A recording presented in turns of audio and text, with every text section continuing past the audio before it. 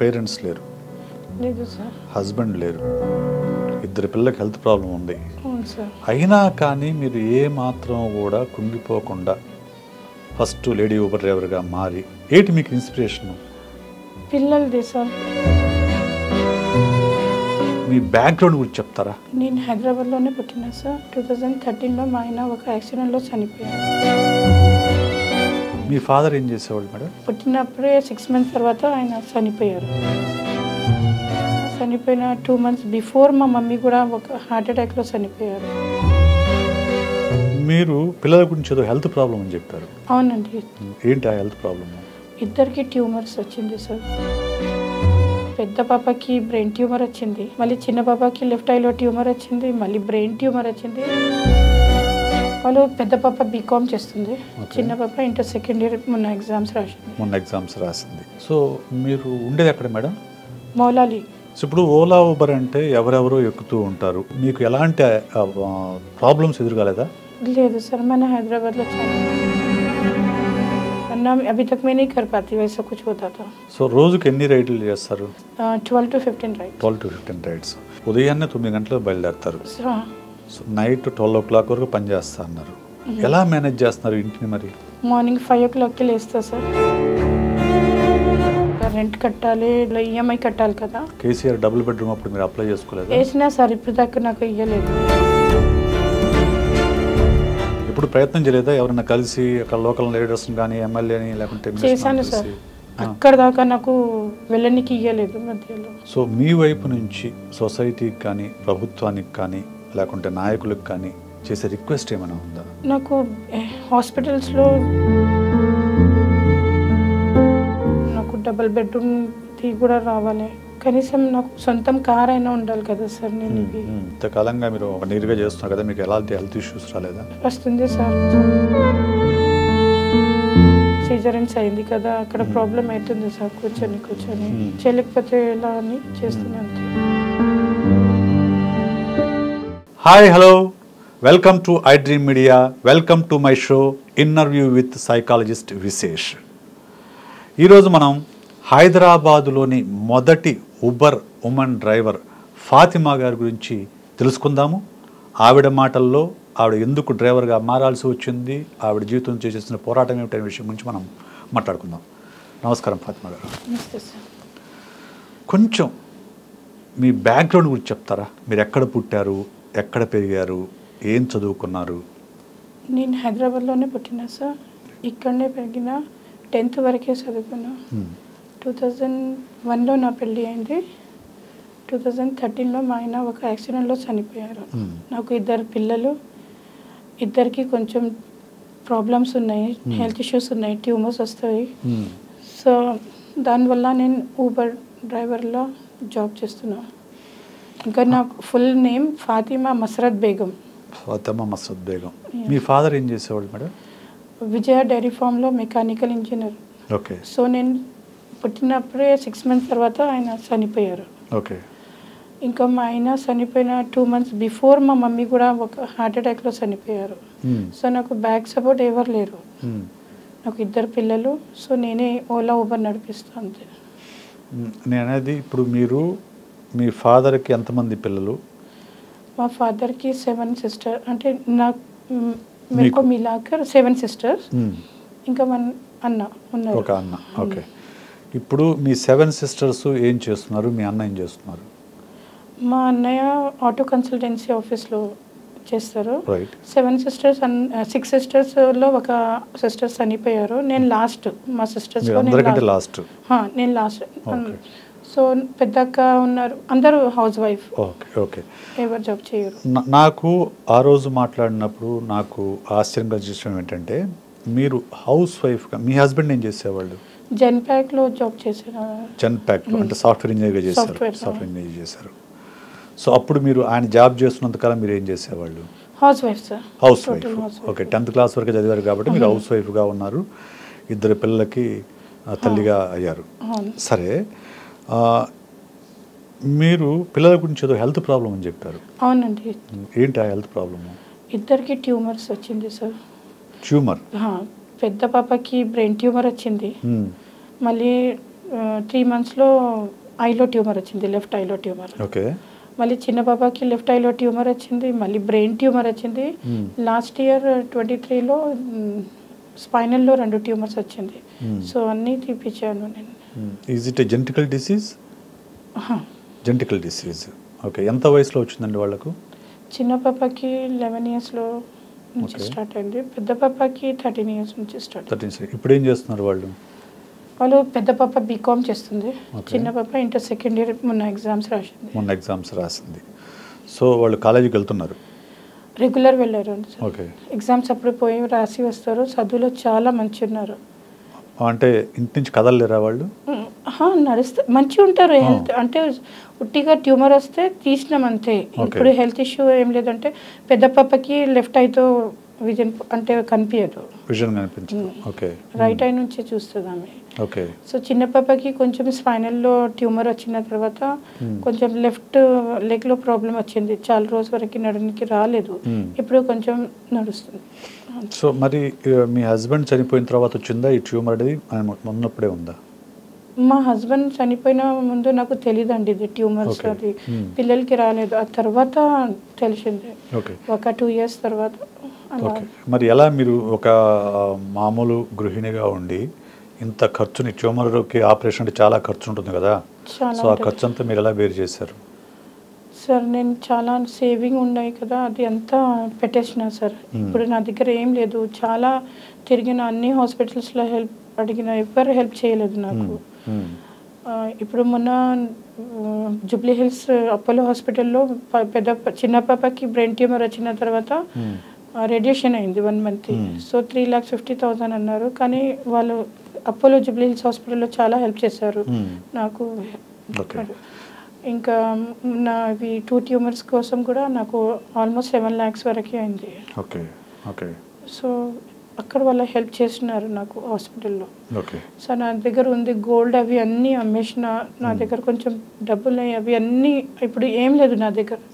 ఇవి కార్ కూడా ఇప్పుడు మా అక్క వాళ్ళు ఇచ్చారు. సో నేను మంత్లీ వాళ్ళకి 10,000 కడతా. ఓకే. ఓకే. నాకు సొంతం కార్ కూడా లేదు ఇప్పుడు, ఇప్పుడు అలా అయిపోయింది. ఓకే. సో మీరు ఉండేది ఎక్కడ మేడం? మౌలాలి, సికింద్రాబాద్ అవతల మౌలాలిలో ఉంటారు. ఓకే. మీ పేరెంట్స్ కూడా తెలంగాణనా? అందరు తెలంగాణ సార్. తెలంగాణ వాళ్ళే. ఓకే. ఓకే. మా డైరీ ఫామ్లో పని చేసేవాను, విజయ డైరీ ఫామ్. మమ్మీ కూడా దాంట్లోనే, గవర్నమెంట్ జాబ్ ఇద్దరికి. ఓకే. అసలు మీరు ఓకే, మీరు మీ భర్త చనిపోయారు, ఓకే, మీ పేరెంట్స్ లేరు, సో మీ పిల్లలిద్దరికి ట్యూమరు, ఇన్ని కష్టాల మధ్యలో మీరు ఊబర్ డ్రైవర్ కావాలని ఆలోచన ఎందుకు వచ్చింది? సార్ ఎలా అయిందంటే ఇప్పుడు జాబ్ చేసినాను సార్ నేను. సో పిల్లలకి హాస్పిటల్ వెళ్ళాలి రావాలి, దానికి జాబ్కి టైమింగ్ సెట్ అయితే లేదు. సో నేను అనుకున్నా ఇవి ఓలా ఊబర్ నడిపిస్తే మన టైంకి ఆన్లైన్ పోవచ్చు. అంటే వాళ్ళని రెగ్యులర్గా హాస్పిటల్ తీసుకెళ్ళాలా? ఉన్నవరకు అలానే అయింది సార్. 3-4 లాక్డౌన్ ముందు 2019 నుంచి ఇప్పుడు దాకా నాకు మంత్లీ కనీసం 2-3 times ఇద్దరికి తీసుకువెళ్ళాలి. Okay. Eye hospital centre for sight doctor G Santosh అన్నవారి దగ్గర ఎవ్రీ మంత్ వెళ్ళాలి ఇద్దరికి తీసుకువెళ్ళి. ఓకే. సో ఇద్దరికి ఒకసారి ఒక పాపకి అపాయింట్మెంట్ దొరుకుతుంది, ఒకసారి సో మళ్ళీ ఎవ్రీ 6 months వాళ్ళకి ఎంఆర్ఐ చేపియాలి, అంత బాడీ ఎంఆర్ఐ చేయాలి. దానికి ఒక కాంట్రాస్ట్ ఇంజెక్షన్ అని ఉంటుంది, అది చేసి ఇవ్వాలి. సో ఇద్దరికి చేయాలి. ఇలాంటి ఊకే హాస్పిటల్ చాలా అయింది. ఎంఆర్ఐ తీసుకొని మళ్ళీ డాక్టర్ దగ్గర చేయించుకోవాలి, అవి అన్నీ ఉంటాయి కదా. సో దానికి జాబ్కి సెట్ అయితే లేదండి, అందుకోసం. సో అందుకోసం నేను అనుకున్న ఓలా ఊబర్ నడిపిస్తే కొంచెం నాకు బాగుంటుంది, ఇంకా సాలరీ కూడా సరిపోతలేదు. ఓలా ఊబర్ నడిపిస్తే 15 hours అయినా నేను చేస్తాను అండి. మార్నింగ్ 9 నుంచి 12 వరకు నడిపిస్తూనే ఉంటాను, ఎందుకంటే డబ్బులు ఎక్కువ కావాలి నాకు. ఓకే, హాస్పిటల్స్లో చాలా పడుతుంది నాకు, దాని గురించి నేను ఓలా నడిపిస్తున్నాను. సో డ్రైవింగ్ ఎక్కడ నేర్చుకున్నారు? డ్రైవింగ్ నేను మా అన్నయ్య కొడుకు నేర్పించింది సార్. అంటే ఈ ఆలోచన రాకముందే మీకు డ్రైవింగ్ వచ్చా, లేకుంటే దీని గురించి నేను డ్రైవింగ్ నేర్చుకున్నా? ఓకే, దీని గురించి ఓలా డ్రైవర్ ఊబర్ డ్రైవర్ కావాలని మీరు డ్రైవింగ్ నేర్చుకున్నారు. ఓకే. ఓకే. ఎంతకాలం నడిపిస్తున్నారు మేడం? ఇప్పుడు నేను ఓలా ఊబర్లో 23 ఫెబ్లో స్టార్ట్ చేసిన, ఫిబ్రవరి 27, 23లో స్టార్ట్ చేసిన. ఇది 27 ఫిబ్రవరికి 1 year కంప్లీట్ అయిపోయింది సార్. ఓకే. సో హైదరాబాద్లో మీరు తప్ప ఉమెన్ డ్రైవర్ లేరా? లేరు సార్, ఓలా ఊబర్లో లేరు. ఓలా ఊబర్లో లేరు ఉమెన్ డ్రైవర్? ఓకే. లేదు సార్. సో ఇప్పుడు ఓలా ఊబర్ అంటే ఎవరెవరో ఎక్కుతూ ఉంటారు, ఎక్కడెక్కడికైనా వెళ్ళాల్సి వస్తుంది. సో ఇప్పుడు ఆఫీసు వెహికల్ అంటే ఆఫీస్ టు ఆఫీసు ప్రయాణం చేస్తూ ఉంటారు, ఆఫీస్ నుంచి ఆఫీస్ ఎంప్లాయీ ఇంటి దగ్గర డ్రాప్ చేయడం వరకే ఉంటుంది. ఓలా ఊబర్ అలా కాదు. ఓలా ఊబర్ అంటే ఏంటంటే ఎక్కడెక్కడైనా పికప్ పాయింట్ ఉంటుంది, ఎక్కడో డ్రాపింగ్ పాయింట్ ఉంటుంది. సో టైమింగ్స్ కూడా మీరు 9 to 12 o'clock వరకు పనిచేస్తా అన్నారు. మీరు ఇప్పుడు ఇంత ఆడ్ వర్కింగ్ అవర్స్లో పనిచేసేటప్పుడు మీకు ఎలాంటి ప్రాబ్లమ్స్ ఎదురుకాలేదా? లేదు సార్, మన హైదరాబాద్లో చాలా మంచి వాళ్ళు సార్, అందరు చాలా మంచి వాళ్ళు. అందరు నాతో మంచిగానే బిహేవ్ చేశారు. ఇప్పుడు దాకా ఎవ్వరు చెడ్డ మాటలు ఎవ్వరు అనలేదు సార్. చాలా मैं हिंदी में बोलूँ तो सब लोग मेरे को इज्जत ही से बात करें, चाहे उसमें हिंदू लोग हो या मुसलमान हो या कोई भी हो, बहुत रिस्पेक्ट से बात करो. बहुत खुश हुए कि एक लेडी ड्राइवर है, वो भी हिजाब में, बहुत खुश हुए उसके लिए भी. कभी भी कोई प्रॉब्लम है. यहाँ सैटरडे के टाइम पे तो इतना भी होता है कि कोई लोग ड्रिंक करके भी बैठते हैं, बट वो लोग बैठने के बाद बोलते हैं कि मैं ड्रिंक करके हूँ, मेरे तरफ से आपको कोई प्रॉब्लम नहीं होगा. कोई भी मुझे कोई प्रॉब्लम नहीं हुआ अभी तक. तभी मैं इतना 1 year से कंटिन्यू कर रही हूँ, वरना अभी तक मैं नहीं कर पाती वैसा कुछ होता था. నిజం చెప్పండి, 1 yearలో ఎవరు ఒక్కరు కూడా మిస్బిహేవ్ చేయలేదా మీతో? చేయలేదు సార్. హైదరాబాద్ ప్రయాణికులు అంత మంచిగా ఉన్నారని అనుకుంటున్నారా? हाँ सर, हैदराबाद मैं गर्व करती हूँ कि मैं हैदराबाद से हूँ, क्योंकि यहाँ से हटके हम कहीं और जाते हैं तो प्रॉब्लम्स होते हैं बहुत सारे, लेकिन हमारे हैदराबाद में अभी तक कुछ भी नहीं हुआ सर. मैं तो बहुत खुश हूँ इस बात से कि मैं हैदराबाद के लोग इतने अच्छे समझ रहा हूँ. हर कोई पढ़ा लिखा है, हर कोई समझदार है, औरत की इज्जत करना जानता है हैदराबाद में. ये बहुत अच्छा है सर यहाँ पे. సో రోజుకి ఎన్ని రైడ్లు చేస్తారు? 12 to 15 రైడ్స్. 12 to 15 rides. ఇప్పుడు 1 yearగా మీరు రోజుకి 12 నుంచి 15 రైడ్స్ చేస్తూ ఉన్నారు. సో అంటే కొన్ని వందల రైడ్స్ చేసి ఉంటారు. ఇందులో మీకు ఏదో ఒకటి ఒక సందర్భంలో కస్టమర్ మీతో మాట్లాడడం కానివ్వండి, లేకుంటే మీరు ఏదన్నా ఏది కొంచెం మంచిగా మీకు గుర్తున్నది ఏంటి? बहुत सारे लोग हैं सर जो बोलते थे कि ऐसे कोई वीडियो में जाकर अपना नाम, आप बहुत अच्छा काम करते हो, आपको आगे पढ़ना चाहिए. बहुत सारा है सर, अभी कुछ ऐसा खास तो कुछ नहीं. ఓకే. సో అంటే ఎవరైనా మీతో మంచిగా గుర్తుంది, ఇదిగో ఈ జర్నీ నాకు బాగా గుర్తుంది? మీరే ఎక్కారు కదా సార్, మీరే చెప్పినారు కదా సార్, అప్పటి నుంచే కదా నేను ఈ లైన్కి వచ్చినా. నేను లేకపోతే నేను అస్సలు మీ यहाँ तक नहीं आ सकती. మీరు చెప్పినారు, అందుకోసం మీరు సపోర్ట్ చేస్తున్నారు, అందుకోసం నేను ఇక్కడ దాకా వచ్చినా సార్. అంటే నాకు ఆశ్చర్యం అనిపించింది ఏంటంటే, ఒకటి ఫస్ట్ లేడీ ఊబర్ డ్రైవర్ అంటే, ఒకటి 2 అసలు 1 yearగా నాతో ఎవరు మిస్బిహేవ్ చేయలేదు అని చెప్పడం అనేది నాకు చాలా నిజంగా ఆశ్చర్యం అనిపించింది. ఎందుకంటే మనం పేపర్లోనూ మీడియాలోనూ రకరకాల వార్తలు వింటూ ఉంటాం. సో నైట్స్ మిస్బిహేవ్ చేస్తూ ఉంటారని, లేకుంటే ఎస్పెషల్లీ వీకెండ్లో ఇట్లాంటి సంఘటన దొరుకుతున్న వింటూ ఉంటాం, వార్తల్లో చదువుతూ ఉంటాం. అలాంటిది మీరు ఆ రోజు నాకు చెప్పారు, నేను ఇంతవరకు 1 year నుంచి ఎవరు నాతో మిస్బిహేవ్ చేయలేదని చెప్పారు. సో అది నాకు నిజంగా just want to explore it. నిజంగా అది ఎంతవరకు నిజం అనేది నిజంగా తెలుసుకోవాలి. మేము ఈరోజు ఇక్కడ వెళ్ళి కూర్చోబెట్టాను. లేదు సార్, నాతో ఎవరు ఏం చేయలేదు సార్. मैं बोल रही हूँ ना कि मेरे को बहुत प्राउड फील हो रहा है कि मैं हैदराबाद में हूँ. अगर ऐसा कुछ न्यूज़ेस आते हैं तो वो शायद हैदराबाद से नहीं होंगे, क्योंकि हमारे हैदराबाद में बहुत पढ़े लिखे लोग और बहुत समझदार लेडीज़ की इज्जत करने वाले लोग हैं. मैं पूरे इंडिया में देखी हूँ, जैसे कि यूपी में, एमपी में, हर जगह बहुत सारे केसेस होते हैं, पर हमारे हैदराबाद में बहुत कम केसेस होते हैं. ऐसे सब मतलब लेडीज़ की इज्जत करते हैं यहाँ पे बहुत ज़्यादा. औरत को ऐसे नहीं समझते कि बस गलती नज़र से देखो. ये बहुत मतलब घर संभालना, हम बाहर संभालना, ये आजकल के आदमी लोग समझ रहे हैं. ఓకే సరే, ఇప్పుడంటే మీకు 1 year అనుభవం ఉంది కాబట్టి మీరు ఇప్పుడు ధైర్యంగా చెప్పగలుగుతున్నారు. కానీ మొదలు పెట్టేటప్పుడు మీకు ఎలాంటి భయం వేయలేదా? భయం అయింది సార్, చాలా భయం అయింది ఫస్ట్. తర్వాత सब लोग मेरे को बोलना शुरू करे कि आप बहुत अच्छा काम कर रहे हैं, बहुत अच्छा काम कर रहे हैं. तब से मेरे को डर निकलने लगा। Okay. कोई भी गलत नहीं।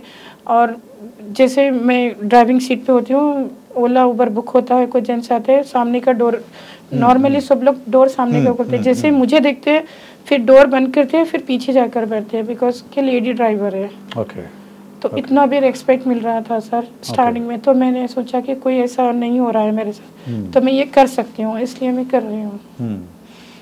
అంటే మీరు ఇప్పుడు ఒక ఉమెన్ విడోయరు, మీరు డ్రైవింగ్ చేస్తా అంటే మీ కుటుంబ సభ్యుల్లో ఎలాంటి వ్యతిరేకత రాలేదా? हुआ सर, सब लोग बोले कि क्यों ऐसा, हम खानदान से हो, अच्छे फैमिली से हो। तो मैंने बोला ठीक है, एवरी मंथ 50,000 मुझे दे दो, फिर मैं घर बैठे रहूँगी। ఓకే, వాళ్ళని అడిగారు 50,000 కనుక మీరు నెలకి ఇస్తే అప్పుడు నేను ఇంట్లోనే ఉంటాను, సో మీరు ఇస్తారని అడిగారు. So no one come forward, ఎవరు రారు కదా, ప్రతి నెల అంటే ఎవరు ఇస్తారు, ఎవరు ఇవ్వడం కష్టం కదా ఎవరికైనా కానీ. సార్ ఎవరి దగ్గర వద్దు సార్ నాకు, సో నేను అందుకోసం కదా ఇవి చేస్తున్నా. జాబ్ చేయలేక ఇంట్లో కూర్చోవాలంటే ఇక్కడి నుంచి డబ్బులు వస్తుంది, పిల్లలకి ఎలా చేయాలి, వాళ్ళ స్టడీస్, హెల్త్ ఇష్యూస్, ఇంట్లో అవి అన్నీ ఉంటాయి కదా. సో నేను జాబ్ చేస్తున్నా అండి, ఇవి फ्लाइट चलाते हैं तो उसका इज्जत है, ओला वाले का इज्जत नहीं है क्या? Absolutely, you have every right to do whatever you like to do. Job कर रही हूँ सर, मैं किसी के पास भीख नहीं मांग रही हूँ ना, तो मुझे गलत नहीं लग रहा है। अगर किसी को गलत लगता है मेरे फैमिली में तो वो उनका प्रॉब्लम है, मैं कुछ नहीं कर सकती। ओके ओके, मैं कमा रही हूँ, कैसे भी कमा रही हूँ, बट गलत वैसे नहीं कमा रही हूँ। ఇప్పుడు మీరు ఉదయాన్నే 9 గంటలకు బయలుదేరుతారు, సో నైట్ 12 o'clock వరకు పని చేస్తా అన్నారు, ఎలా మేనేజ్ చేస్తున్నారు ఇంటిని మరి? మార్నింగ్ 5 o'clockకి లేస్తా సార్, ఇంట్లో అంతా చేసి స్టార్ట్ అయిపోతా. ఓకే, లంచ్ కట్టుకొని తీసుకువెళ్ళి, లంచ్ బాక్స్,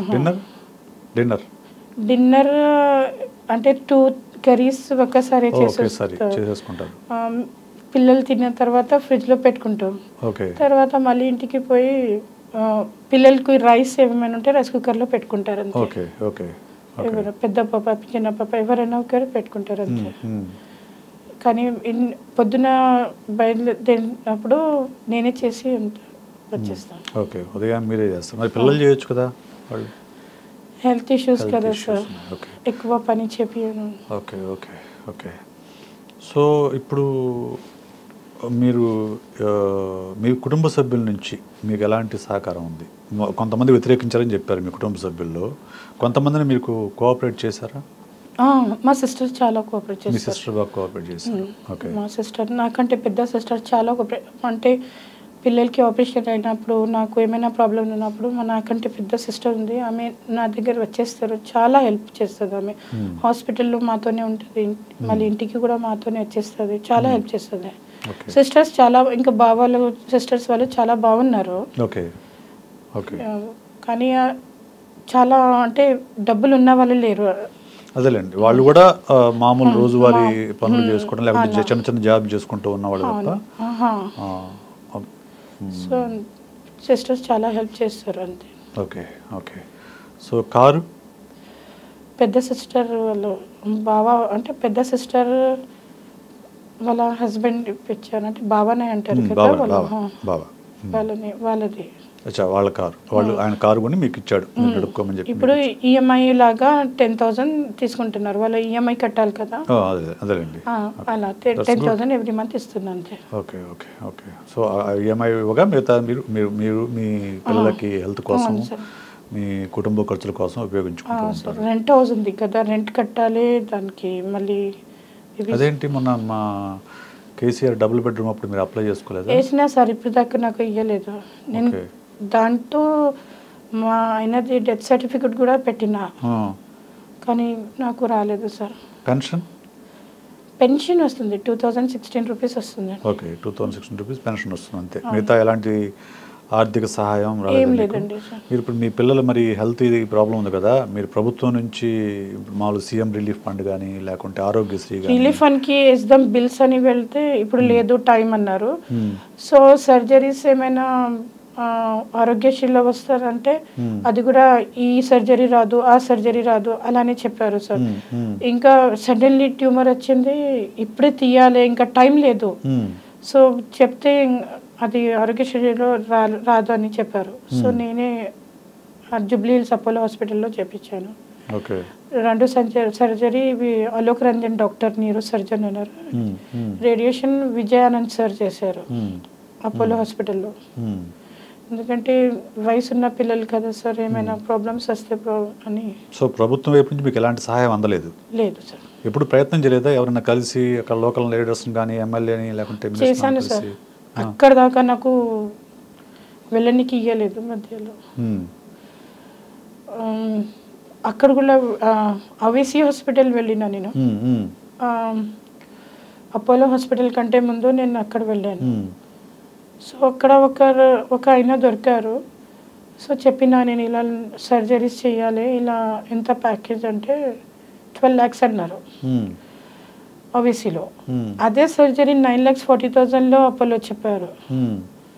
సో నేను అంతా చెప్పినా, నేను ఇలా ప్రాబ్లమ్స్ నాకు ఏమైనా సాయం చేస్తాను, మళ్ళీ రేపు వచ్చి వాళ్ళకి కలవండి అని అంటే 3 times వెళ్ళినా ఎవ్వరు కలవలేదు.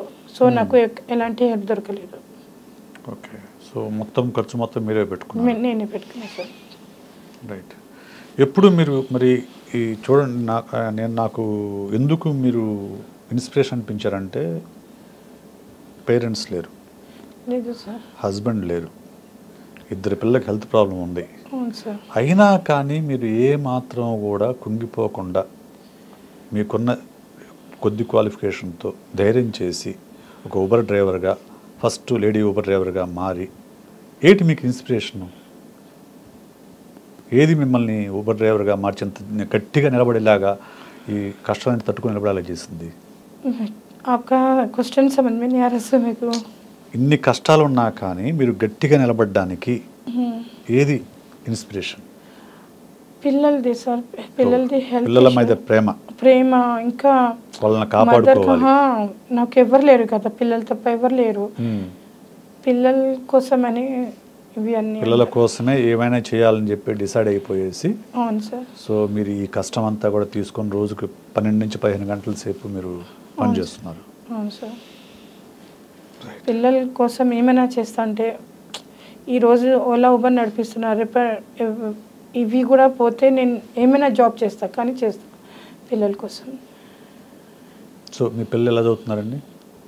బీకామ్ ఎలా చదువుతున్నారు? మంచి చదువుతుంది. మంచి చదువుతున్నారు, చాలా మంచి సార్ చదువులో ఇద్దరు. ఓకే. అంటే 1 year వరకు కాలేజ్ వెళ్ళారు వీళ్ళు, ఎందుకు హెల్త్ ఇష్యూస్ కోసం. ఎగ్జామ్స్ డైరెక్ట్ ఇంటి చదువుకొని రాస్తారు, కానీ మంచి ఒక్కసారి కూడా బ్యాక్లాగ్ లేదు. ఓకే. పాస్ అయిపోతారు. సో మీ పాప డిగ్రీ ఫైనల్ ఇయరా? బీకామ్ అదే బీకామ్ సెకండ్ ఇయరా ఫైనల్ ఇయరా? సెకండ్ ఇయర్ రాసేసారు ఇప్పుడు ఎగ్జామ్స్. రాశారు. ఓకే. సో ఇంకో సంవత్సరం అయితే అమ్మాయితో నేను జాబ్ చేయొచ్చు. నేను గవర్నమెంట్ నుంచి ఎక్స్పెక్ట్ చేస్తున్నా, కనీసం మా పెద్ద పాపకి గవర్నమెంట్ జాబ్ అయినా ఇవ్వాలి. చిన్న పాపకి ఇప్పుడు ఇంటర్ సెకండ్ ఇయర్, ఆమె 16 years ఇప్పుడు. ఇంటర్ సెకండ్ ఇయర్ చేస్తుంది ఆమె ఇప్పుడు. ఓకే. ఏ గ్రూప్ అండి? సిఈసి. యాక్చువల్లీ ఆమె బైపీసీ తీసుకుందా, చిన్న బ్రెయిన్ ట్యూమర్ వచ్చిన తర్వాత డాక్టర్స్ చెప్పారు చేంజ్ చేశారని. పెద్ద పాప నారాయణ జూనియర్ కాలేజ్ నుంచి ఎంపీసీతో ఇంటర్ సెకండ్ ఇయర్ చేసింది. తర్వాత ఆమెకి బ్రెయిన్ ట్యూమర్ వచ్చిన తర్వాత మళ్ళీ చేంజ్ చేసింది. అంత కష్టం అవుతుంది కదా, మళ్ళీ చాలా స్టడీస్ అయిపోతుంది. సో ఫాతిమా గారు, సో ఇంత ప్రయాణం మీరు గత కొన్ని సంవత్సరాల నుంచి మీ పిల్లల అనారోగ్యము, సో మీ ఆర్థిక ఇబ్బందులు, వీటన్నింటినీ తట్టుకొని ఒక ఊబర్ డ్రైవర్గా మీరు సమాజానికి లేకుంటే మీలాంటి మహిళలకు ఆదర్శంగా నిలిచారని నాకు అనిపిస్తుంది. అందుకనే ఈరోజు మిమ్మల్ని ఇక్కడ కూర్చోబెట్టి మాట్లాడుతున్నాను. సో మీ వైపు నుంచి సొసైటీకి కానీ, ప్రభుత్వానికి కానీ, లేకుంటే నాయకులకు కానీ చేసే రిక్వెస్ట్ ఏమైనా ఉందా? నాకు హాస్పిటల్స్లో అది కావాలి సార్, పిల్లల కోసం. నాకు డబుల్ బెడ్రూమ్ది కూడా రావాలి. కనీసం నాకు సొంతం కార్ అయినా ఉండాలి కదా సార్. నేను ఇవి చాలా ఉంటాయి సార్, నేను ఒక్కదాన్ని ఎంత కష్టపడుతున్నా, నాకు హెల్ప్ కావాలి, చాలా హెల్ప్ కావాలి. హాస్పిటల్స్లో, ఇంట్లో నాకు కార్ ఒకటి అలా ఉంటే, సొంత కారు, సొంత ఇల్లు ఉంటే కొంత ధైర్యంగా, ఇంకొంచెం ధైర్యంగా ఉంటారు అనేది. అవును సార్. ఊబర్ ఆఫీస్ నుంచి మీకు ఏమన్నా ఎక్స్ట్రా ఇన్సెంటివ్స్ ఇవ్వడం ఏమన్నా ఉందా? లేదండి, ఏం లేదు. ఎన్నిసార్లు అడుగుతున్నా వాళ్ళకి కూడా ఇలా సరే సార్ కనీసం నాకు నడవడానికి ఇచ్చారు వాళ్ళు, పర్మిషన్ అయినా ఇచ్చారు. లేడీస్ అంటే కొంచెం భయపడతారు కదా లేడీస్ డ్రైవర్ అని, కానీ ఇప్పుడు దాకా నాకు అందరూ 5 స్టార్ ఇచ్చారు. నా డ్రైవింగ్ అందరికీ చాలా నచ్చింది. నాకు 5 స్టారే ఉంది ఓలా ఊబర్ నుంచి. Okay okay. రోజుకి ఎన్ని కిలోమీటర్లు ప్రయాణం చేస్తారు? కనీసం 150 అని అవుతుంది సార్. 150 కిలోమీటర్స్ డ్రైవ్ చేయాలి రోజు ట్రాఫిక్లో. సో మరి అలసిపోవడము చాలా సార్, ట్రాఫిక్ చాలా ఉంది మన సిటీలో, చాలా ఉంటుంది కదా, ప్రాబ్లంతో అవుతుంది, హెల్త్ ఇష్యూస్ కూడా వస్తుంది. కానీ చేయాలి, ఎలా అయినా చేయాలి, చేయలేకపోతే కూర్చుంటే ఏం లేదు కదా సార్. అవును, అదే మీరు హెల్త్ ఇష్యూస్ అంటే ఇప్పుడు మరి ఇంతకాలంగా మీరు నీరుగా చేస్తున్నారు కదా, మీకు ఎలాంటి హెల్త్ ఇష్యూస్ రాలేదా? వస్తుంది సార్ చాలా. నాకు కూడా పిల్లలది సర్జరీ సీజరెన్స్ అయింది కదా, అక్కడ ప్రాబ్లం అవుతుంది సార్, కూర్చొని అవుతుంది. కానీ చేస్తున్నా సార్, చేయలేకపోతే ఎలా అని చేస్తున్నా అంతే. ఇవి సర్జరీస్ కోసం అప్పు తీసుకున్నా, గోల్డ్ పెట్టినా. ఓకే. అవి గోల్డ్కి ఇంట్రెస్ట్ కట్టాలి, మళ్ళీ గోల్డ్ తీయాలి, చిట్టులకి కట్టాలి, ఇవి అన్నీ ఉంటాయి కదా, దాని గురించి ఒక్క రోజు కూడా ఇంట్లో కూర్చున్నా సార్, డైలీ చేస్తా. మీరు ఎప్పుడు మీ కష్టాల మధ్య ఎవరైనా సహాయం అడుగుదాము, ఎవరైనా నాయకుడిని కానీ లేకుంటే ఎవరన్నా సెలబ్రిటీని కానీ మనకి ఏమన్నా సహాయం చేస్తారని ఇప్పుడు ప్రయత్నం ఏమైనా చేయలేదా? చేసినా సరే ఎవరు చేయలేదు, ఎవరు సహాయం చేయలేదు. తెలిసిన వాళ్ళు కూడా ఉన్నారు, మౌలాలీలో అక్కడ హనుమంత్ రెడ్డి ఉన్నారు కదా, వాళ్ళ చేయి కింద పని చేసిన వాళ్ళు కూడా ఉన్నారు. ఫోనే లిఫ్ట్ చేయరు సార్. ఇంకా చెప్పాలంటే చాలా ఉన్నాయి సార్, కానీ ఎందుకు పేర్స్ అవి చెప్పాలి, చాలా పేర్లు చెప్పకుండా చెప్పండి. ఓల్డ్ సిటీకి కూడా వెళ్ళినా సార్, అక్కడ కూడా నైట్ కూర్చోపెట్టి అందరికి చూస్తారు, అందరిది వీడియో తీశారు. నేను కూడా వెళ్ళినా, నాకు హెల్ప్ అన్నీ చూసారు. అది అబ్బా అలా చేస్తున్నారా, నేను ఎలా అయినా హెల్ప్ చేస్తా అన్నారు. నెక్స్ట్ డే నుంచి కాల్ లిఫ్ట్ చేయలేరు. అంటే కేవలం ఫోటో తీసుకున్నా, మీతో ఫోటో కూడా తీసుకోలేదు, మీ ఇంటికి వచ్చి అంతా తీస్తా అవి అంతా చెప్పారు. కానీ నాకు ఇప్పుడు దాకా నేను ఫోన్ చేస్తున్నా, మెసేజ్లు చేస్తున్నా, నాకు హెల్ప్ చేయండి అంటే ఇప్పుడు దాకా ఏం రెస్పాన్స్ వస్తలేదు. అక్కడ నేను జూన్లో వెళ్ళిన, జూన్ నుంచి ఇప్పుడు దాకా ట్రై చేస్తున్నాను. జూన్ పాపకి సర్జరీ అయింది, చిన్న పాపకి స్పైనల్ది, అక్కడ బిల్ కట్టాలి, అప్పుడు వెళ్ళినాను.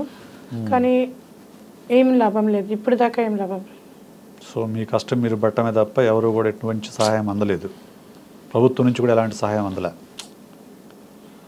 ఎవరు సాయం చేయలేదు సార్. ఇప్పుడు కాంగ్రెస్ ప్రభుత్వం వచ్చాక కాకతీయ హోటల్ ఎదురుగా ప్రజాభవన్లో ఎవ్రీ ట్యూస్డే ఫ్రైడే ప్రజా దర్బార్ నిర్వహిస్తున్నారు డిప్యూటీ సీఎం బట్టి విక్రమార్క గారు. మీరు ఎప్పుడన్నా వెళ్ళారా అక్కడికి? వెళ్ళలేదు సార్, నాకు తెలియదు, ఇప్పుడు వెళ్తా. ఓకే, తెలియదు మీకు అసలు సమాచారం? ఎవరు చెప్పలేరు నాకు. ఓకే, ఐడియా లేదు. Okay okay okay.